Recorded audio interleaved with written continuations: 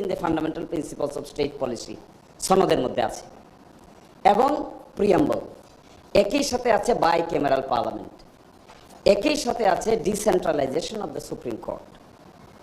তো this are the basics of the constitution. Supreme court cannot tell যে violating the earlier basic structure you can formulate basic structure in this way. Supreme court 106 এই কথা বলতে পারবে?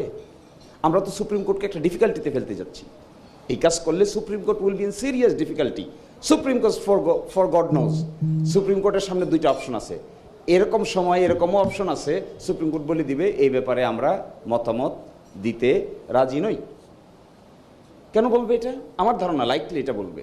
এই জন্য বলবে কারণ বলতে গেলে তার যে ওথ, সে যেভাবে গঠিত হয়েছে সেই কনস্টিটিউশনের প্রভিশনকে ডিসমেন্টেল করার জন্য তাকে মতামত দিতে হবে। ইন মাই ভিউ সুপ্রিম কোর্টের